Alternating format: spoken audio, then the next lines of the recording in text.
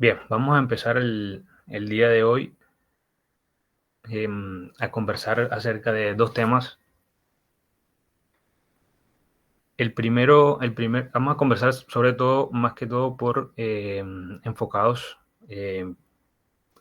directamente a hablar sobre el protocolo para TAVI o el rol imagenológico que se tiene para eh, este procedimiento, que es la colocación o el reemplazo de la válvula aórtica posterior al diagnóstico de una estenosis o una insuficiencia aórtica severa. Y posteriormente también abordaremos el tema eh, de las malformaciones arteriovenosas pulmonares. Eh, iniciando, iniciando por un lado, iniciando por un lado en cuanto al TAVI o la implantación de válvula aórtica tras catéter, así como sus siglas en inglés así lo dicen, el rol imagenológico que, bueno, más que todo, primero, con breve introducción, como bien dijimos, esto es un proceso, ¿sí? O un procedimiento que es multidisciplinario, que no es, nosotros solamente jugamos un papel que, si bien es bastante importante, termina siendo una intervención quirúrgica de alto grado. Por lo tanto, eh, nuestro rol se ha visto más que todo en determinar ciertas mediciones, en determinar la viabilidad de la colocación de los diferentes tipos de válvulas a través bueno, para hacerlo mínimamente invasivo, de una forma mínimamente invasiva. Bien, como hemos dicho, la colocación de una válvula aórtica tras catéter se utiliza más que todo en pacientes con estenosis aórtica severa. Existen varios tipos de válvulas en los cuales se suelen utilizar, pero hay dos en especial que son las que más se utilizan eh, para el reemplazo de esta estructura, ¿no? Que es la válvula de Edwards Sapiens, que es más que todo de origen bovino, ¿sí? Y la core valve, que es una válvula que es un dispositivo tipo balón, o sea, que es expandible, que se utiliza, se expande al llegar justo al sitio de implantación.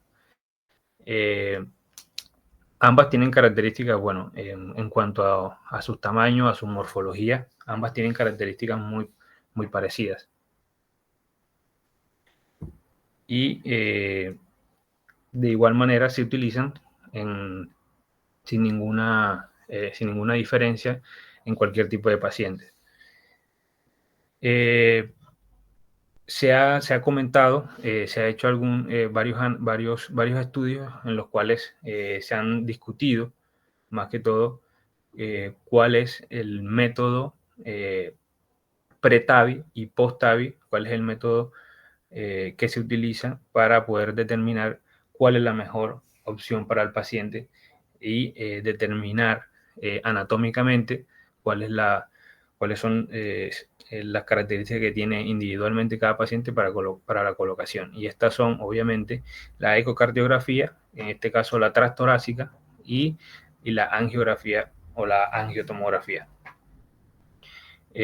Últimamente se ha determinado que la, la tomografía, ¿sí? La tomografía cardíaca es la que se ha visto más útil para la determinación y la medición de las diferentes mediciones.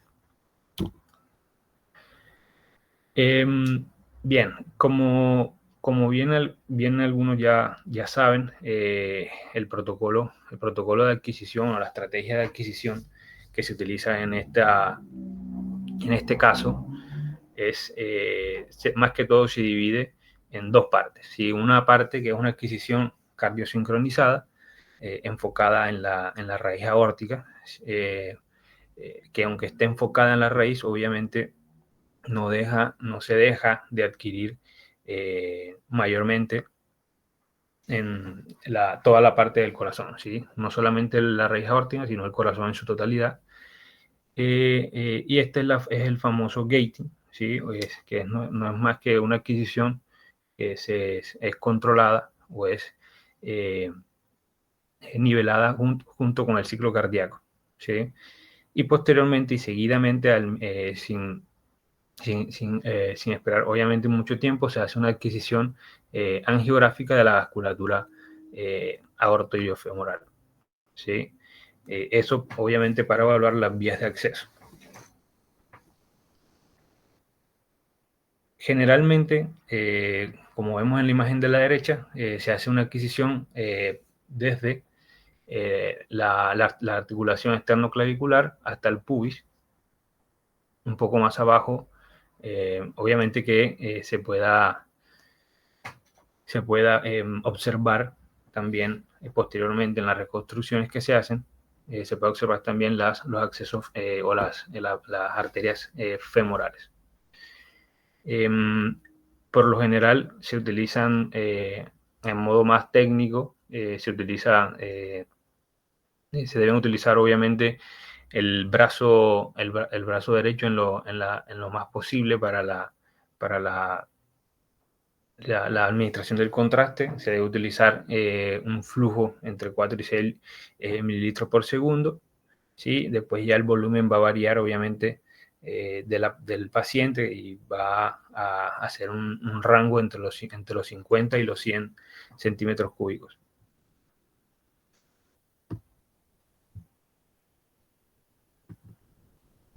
Obviamente también es obvio que hay que tener en cuenta dónde se hace la colocación del ROI, que es la imagen que vemos en la parte inferior derecha, que se debe colocar a nivel de la aorta descendente, ¿sí? Y obviamente este va a medir el flujo de contraste cuando pasa por ahí, por ese lugar, y alcanza un umbral de unidad de Hanfield, que, bueno, eso va a variar dependiendo del protocolo también de cada institución.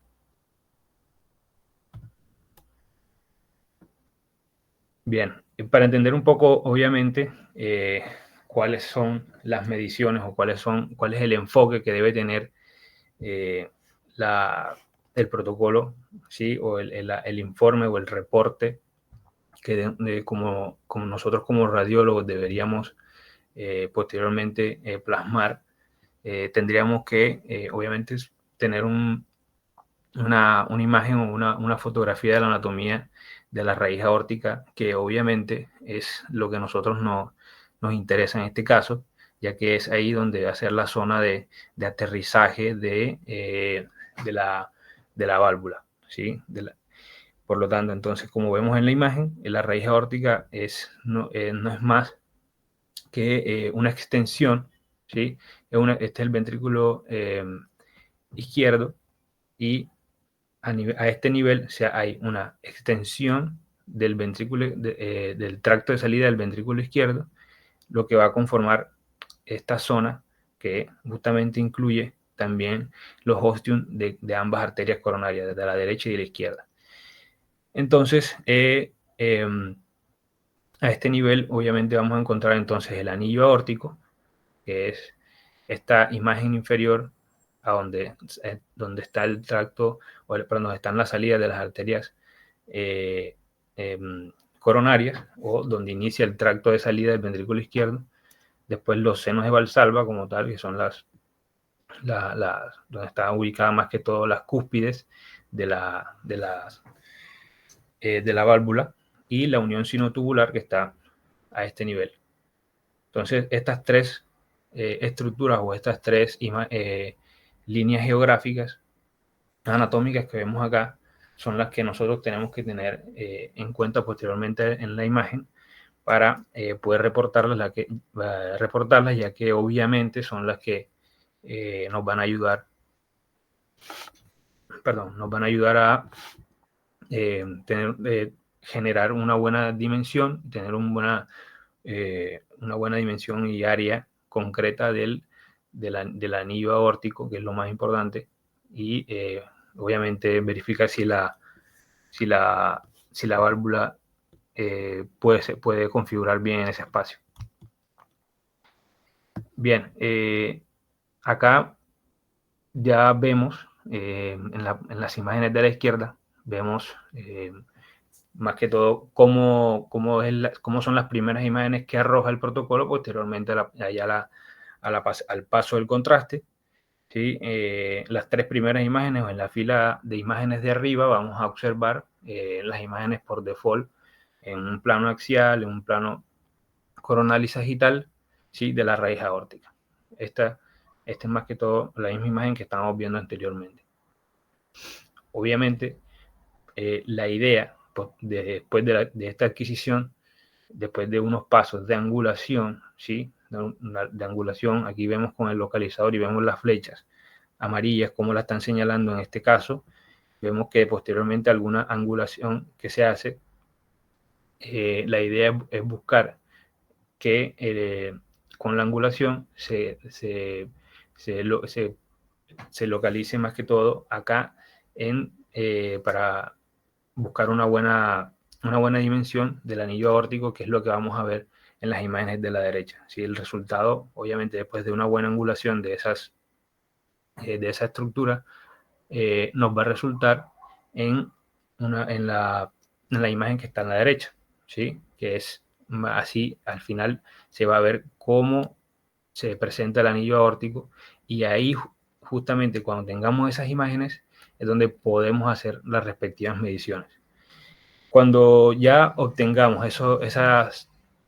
esa buena imagen, esa buena angulación, ¿sí? Con buena calidad, obviamente vamos a empezar a hacer las primeras mediciones. En cuanto al anillo aórtico, se realizan varias, ¿sí? Se realiza una medición del perímetro, obviamente que se hace con una herramienta especial, que a medida que se sombrea el perímetro del área va generando una medición.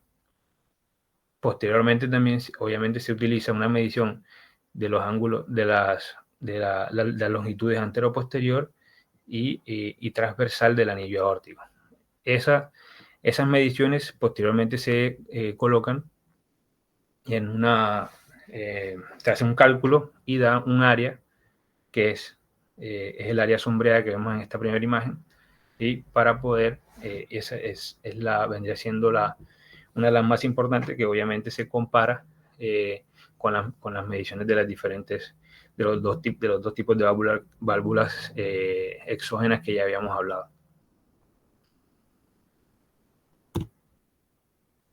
Bien, importante que hay que tener en cuenta cuál es el dinamismo anular o el dinamismo del anillo aórtico, ya que si bien de pronto han escuchado que hay diferentes, el aparato, ¿sí? el tomógrafo, genera dos diferentes adquisiciones durante el ciclo cardíaco, ¿no?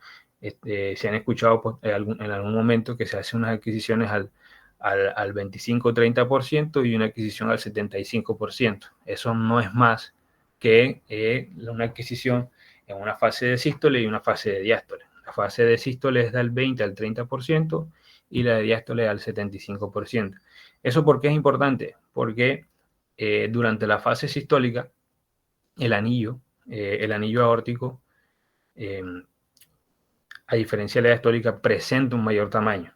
Entonces, si se hace una medición sola del anillo aórtico en diástole, no se va a tener de pronto una imagen o una medición muy precisa.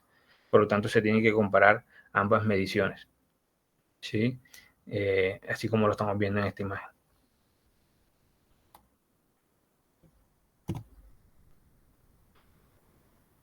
Algo que no es, antes de pasar a las siguientes medidas que son muy importantes en este reporte, hay que tener en cuenta también que en el tracto de salida del ventrículo izquierdo, como les había mostrado en la imagen anatómica, se presentan siempre, o puede llegar a haber diferentes tipos de calcificaciones, ¿no?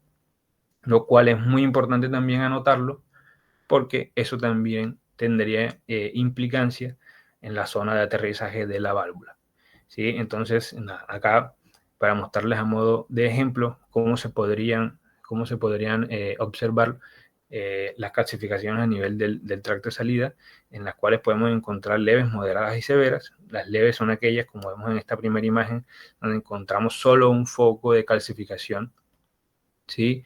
Y el cual no invade, ¿sí? No invade la luz del tracto de salida, sino que es más que todo periférico, o sea, no invade la luz del anillo, por decirlo. Eh, eh, y posteriormente,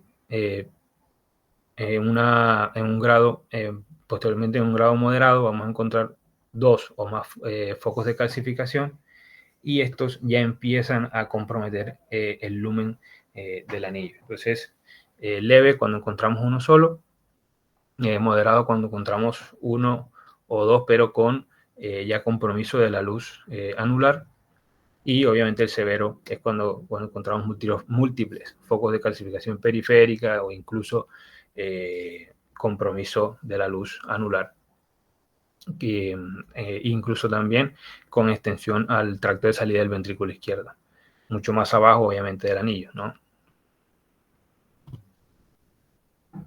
Bien, ya habíamos hablado entonces de que cuáles son las mediciones pertinentes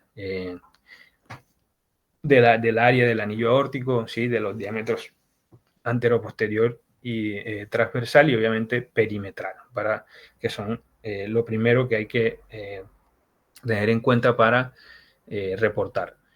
Lo segundo, que es obviamente no es menos importante, es la distancia que hay entre el ostium de, de las arterias coronarias hasta el anillo aórtico, ¿sí?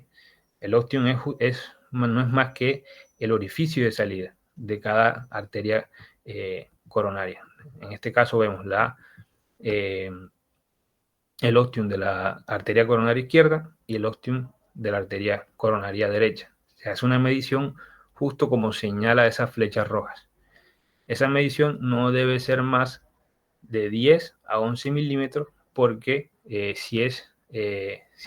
debe ser menor a eso, porque si es menor, al colocar la válvula, obviamente va a producir una obstrucción de la misma arteria.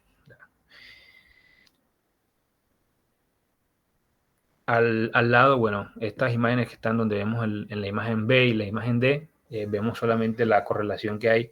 Es la misma medición que se hace, pero a través del ecocardiograma, de la ecocardiografía transtorácica. Este es otro ejemplo nada más, ¿sí? Para que se observe y quede un poco más claro de la medición que se hace entre el ostium de la arteria coronaria y el anillo. De la izquierda y por este lado a la derecha.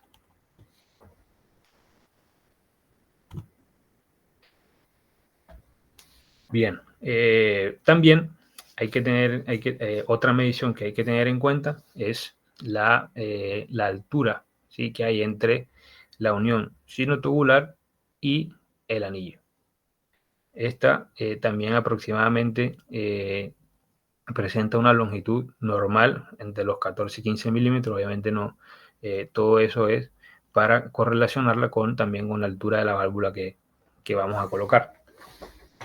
También se realiza anguladamente, posteriormente a la angulación que se hace, que sobre todo se recomienda realizar en el plano sagital de la adquisición, evaluar los diámetros de los senos de Valsalva. ¿Sí? Se hace una medición de los diámetros antero-posterior, obviamente angulados a cada válvula, ya que es una válvula tricúspide, pues se tiene que medir las tres cúspides como tal. Y obviamente van a tener siempre, todo tiene su excepción. En las válvulas hay válvulas aórticas que congénitamente vendrían siendo bicúspides. Habría que obviamente tener otros criterios. Bueno, pero ya esos son excepciones y habría que no lo vamos a tocar en este caso, pero sí para saber que se realizan ese tipo de mediciones y son los que a nosotros tenemos que colocar como radiólogos dentro del informe.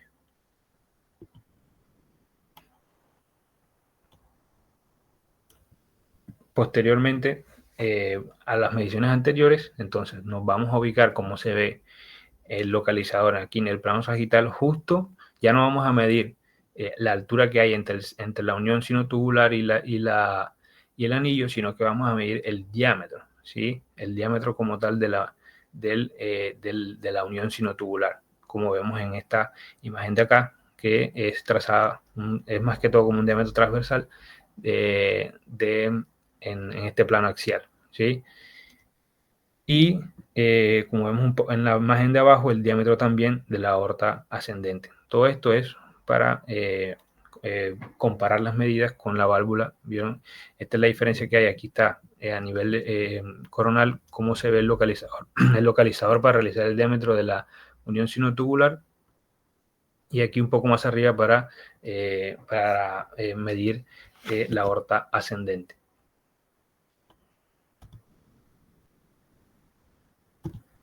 Bien. En cuanto a los accesos vasculares, obviamente, entonces ya ahí conversamos un poco sobre cuáles son las mediciones que tenemos que tener en cuenta nosotros. Posteriormente a eso, obviamente, hay que evaluar la parte angiográfica, ¿sí? El resto de la angiografía para determinar, ¿sí?, cuáles son los accesos vasculares pertinentes. Por lo general, el acceso femoral es el más utilizado, pero también el acceso subclavio se utiliza también para la colocación de la misma.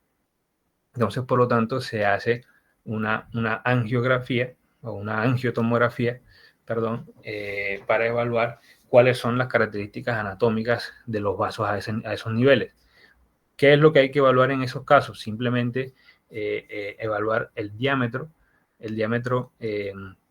de los mismos. Un diámetro que esté alrededor de los menor a los 6 milímetros, hay que anotarlo, ya que sería un impedimento para realizar el procedimiento, ¿sí? Obviamente también la presencia de calcificaciones en los sitios de punción y la presencia o no de patologías vasculares, ¿sí?, como aneurismas, disecciones, oclusiones. Entonces, esas son las características que nosotros tenemos que evaluar y anotar para un buen criterio y colocación de la válvula. Bien. Esto no es más que el resumen de los hallazgos que hay que colocar dentro del reporte en cuanto a las mediciones de la raíz aórtica, dimensión del anillo aórtico, ¿sí? El área, el perímetro, la altura de la unión sinotubular, la altura del ostium de las arterias coronarias y obviamente la evaluación en general de la vasculatura aortoiliofemoral.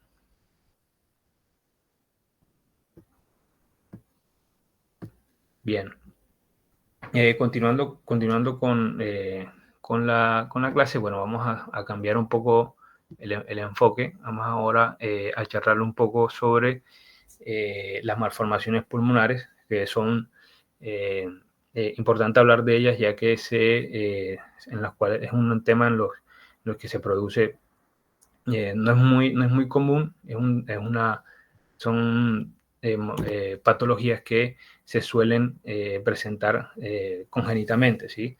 Pero ¿qué son las malformaciones vasculares pulmonares o en qué se enfocan? Son más que todo, son fístulas arteriovenosas, ¿sí?, que en la mayoría de los casos están relacionadas con la presencia de una enfermedad, que es las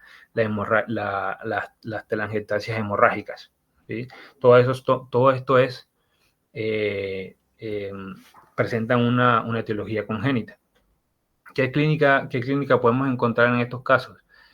Más que todo son pacientes que presentan hipoxemia, son pacientes que presentan disnea, incluso pueden llegar a presentar episodios de hemoptisis, ¿sí? Son las características más comunes.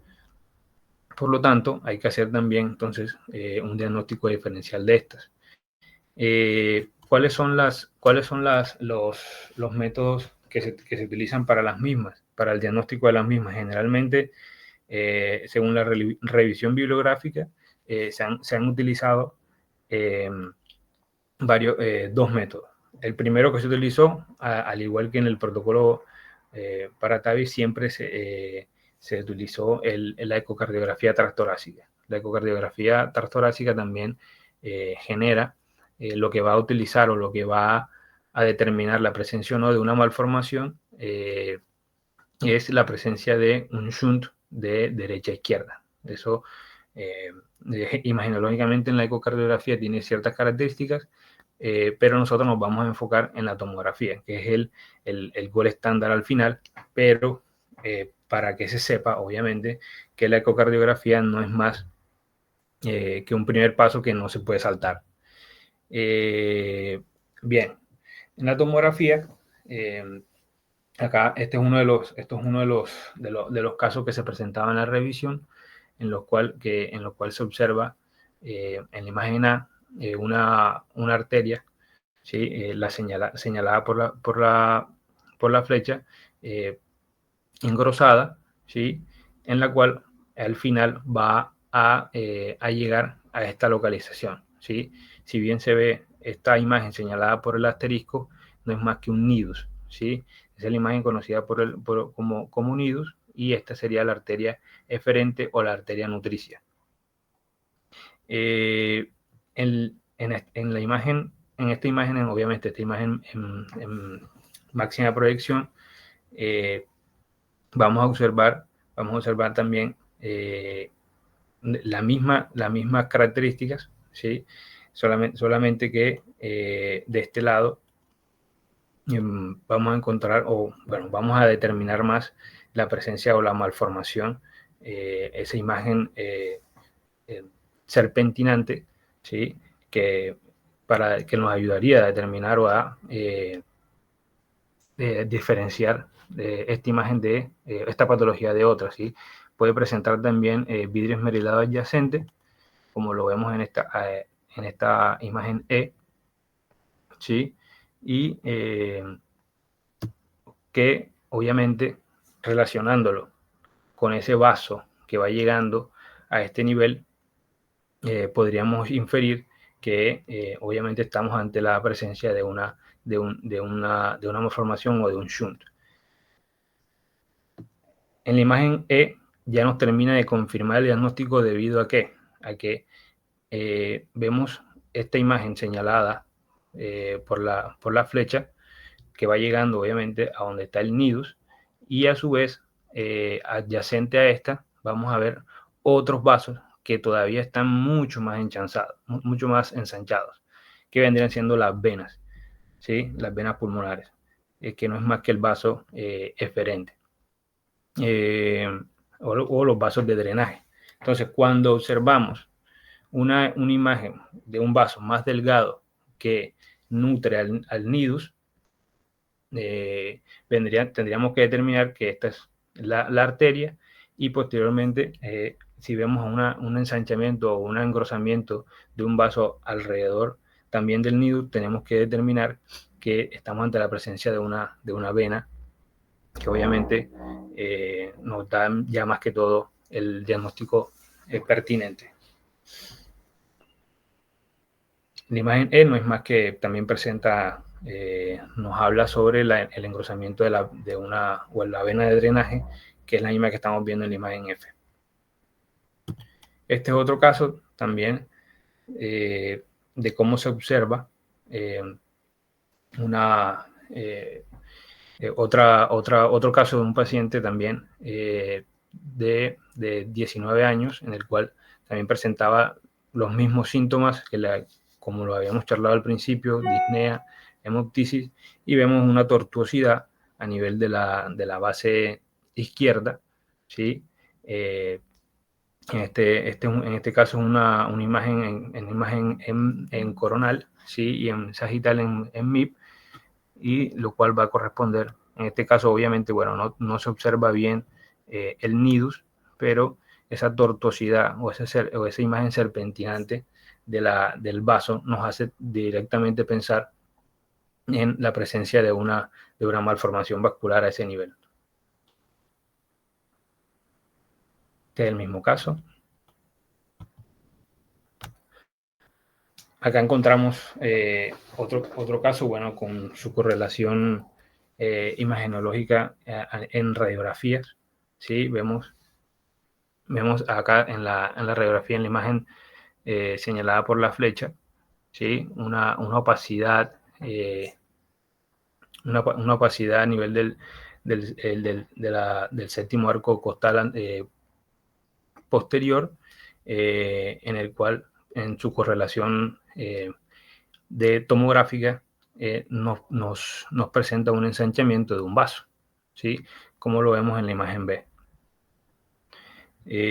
Esto vendría siendo también simplemente una imagen o la imagen previa, ¿sí? al drenaje, perdón, hacer referencia a la imagen de una arteria nutricia, ¿sí? Que está ensanchada simplemente como más que todo por obviamente por el shunt que presenta esta patología, ¿no?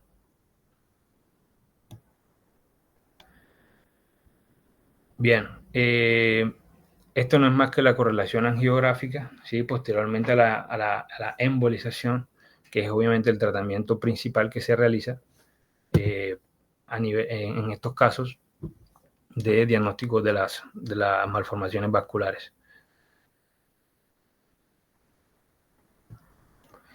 Bien, hay que tener en cuenta que hay diferentes diagnósticos diferenciales, ¿no? Los cuales tenemos que saber diferenciar de la malformación o de las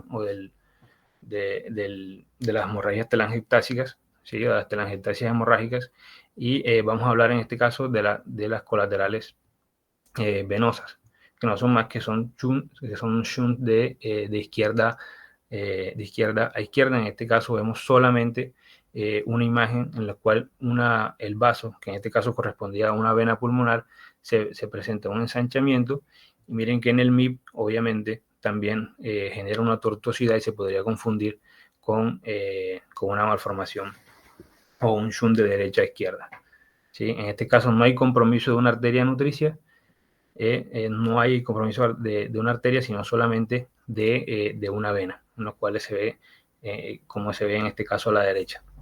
No hay nidus tampoco, ¿sí? Entonces es la forma de diferenciarlo de la malformación como tal, ¿sí? Cuando hay presencia de nidus y hay presencia de una arteria nutricia, ahí sí hablamos de un complejo fistuloso arteriovenoso, pero esta es la manera de diferenciarlo cuando hay solamente un ensanchamiento o una circulación colateral venosa nada más, o una fístula izquierda.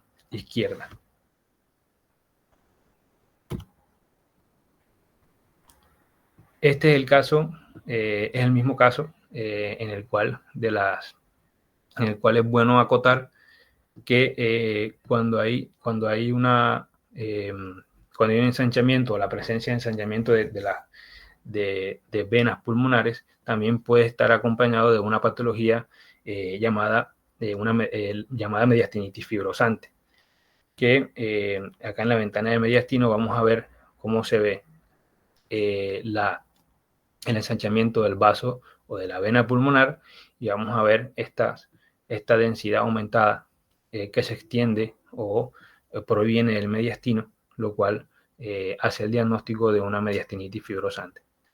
Son dos patologías que se acompañan, y obviamente como a modo de etiología o de conversar la etiología de la misma, para mirar en qué caso se presenta. Así como hay shunts venosos, también hay shunts arteriales, ¿sí? Estos son los casos también en los cuales tampoco vamos a observar también un vaso, ¿sí? Un vaso a nivel del parénquima pulmonar, en este caso en el lóbulo superior izquierdo, en el cual presenta un ensanchamiento, ¿sí? Pero es más fácil de reconocer también, al igual que el shunt venoso, que tampoco vamos a encontrar la presencia del nidus, ni tampoco vamos a encontrar la presencia de un vaso de drenaje. Es decir, no encontramos solamente una estructura ensanchada a este nivel que no es más que circulación colateral. Esta circulación colateral, sobre todo la arterial, la vemos sobre todo en aquellos pacientes que se presentan tromboembolismos pulmonares. Y otro diagnóstico diferencial vendría siendo el pseudoaneurisma de la arteria pulmonar, que también es una opacidad, como se ve acá en la ventana mediastino, en este corte axial. Lo estamos viendo más que todo más en el lóbulo superior derecho, ¿sí? Que podría confundirse, también como vemos en la imagen C en el MIP, podría confundirse con una masa, podría confundirse con un nidus. Pero obviamente en estos casos este es una imagen correspondiente a un pseudoaneurismo de la arteria pulmonar, que también podría ser un diagnóstico diferencial de lo demás dicho anteriormente. Y los vasos de Sheehan, que son simplemente tortuosidades de la vasculatura pulmonar, que a diferencia de las demás malformaciones, la vamos a encontrar más que todo a nivel periférico, ¿sí? Son vasos que toman contacto con la pleura e incluso pueden pueden entrar a la pleura, y se presentan más que todo en el síndrome de Eisenmenger, que son, bueno, ya eso son patologías de origen congénito. Y bueno, esta es la correlación de la imagen serpentinante a nivel periférico del parénquima pulmonar con la imagen angiográfica, que obviamente lo único diferente es la tuertosidad o la imagen serpentina de la misma.